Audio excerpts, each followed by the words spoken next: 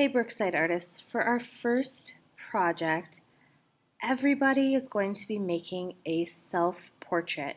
We're going to be using the self-portrait again for our next project when we do something special with it.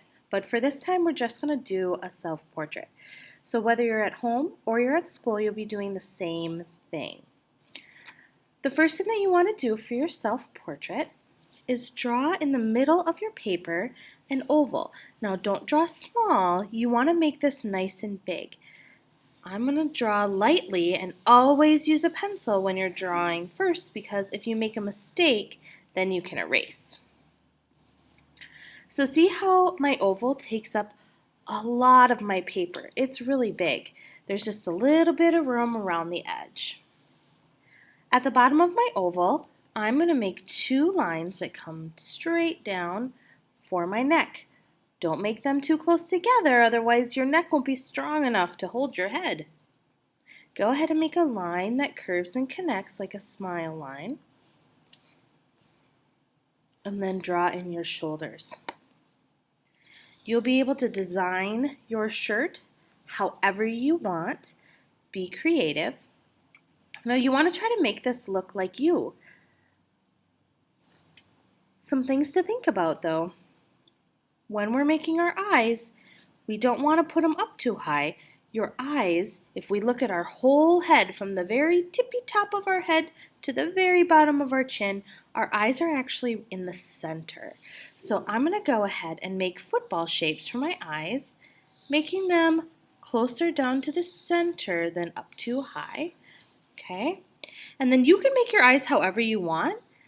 I like to make two circles inside, but I only see part of one of them. Okay? Now, everybody has eyebrows, and if we don't have eyebrows, it's going to look kind of weird. So, go ahead and make your eyebrows. Again, you do yours so it looks like you. I'm just trying to show you one way to do them so that you have kind of an idea. Now I'm going to come straight down my face and I'm going to make my nose. One easy way to make a nose is to make a curved line. It looks kind of like a little smile, right? And then I'm going to do the side nostrils. And then I'm just going to do a partial line here for the nose. And below your nose is your mouth, and make sure you make your mouth nice and big and make it however you want. You could just do a smile like this if you want. You can add lips if you want. Okay. Now we're looking kind of silly if we don't have ears, so I'm going to make some ears just by making curved lines on the side. Now my portrait, or this portrait, needs hair. Now I'm going to show you two different ways. You want to make sure that your hair does not start up here.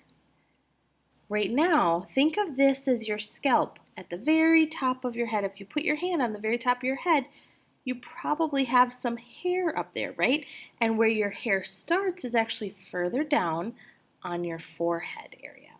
So I'm going to make a line for where the hair starts.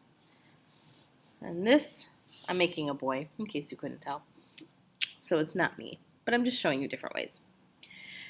Now my hair, or his hair, actually will come up above where this is the skin of your head. Think of the scalp of your head, okay? Your hair actually comes up above there, right? And that's why we drew light, and we're using our eraser and pencil so that we can erase that sneaky line that we don't see anymore, because we don't see through your hair, right? When you're done with your portrait, which your portrait shouldn't look like this, right? It should look like you. When you're done with your portrait, you may take your permanent marker, you should have a Sharpie marker or permanent marker, and trace it, and then erase really good. You don't have to though. You could instead choose to just start coloring it and making areas outlined in bold with the colors that you're using. If I was choosing not to outline this, I could instead outline it with the colors that I'm using by pushing hard on my lines.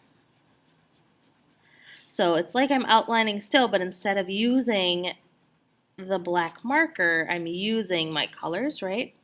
And then when you actually color, you're going to color in the same direction for the whole thing, but you're just going to color lighter so that your outline is bolder. I know that's a little hard to see on here because it's kind of bright. Just make sure you're taking your time, coloring neatly. Color the whole person, your portrait, but don't do anything in the background yet. Leave that white.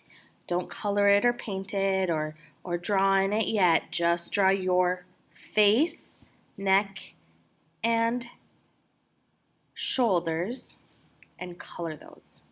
If you have any questions, you can always email me or join me during my office hours on Mondays at 2 o'clock. Okay, and I'd be more than happy to help you. Remember, take your time, and I cannot wait to see your portraits. Don't forget to put them on Seesaw when you're all done.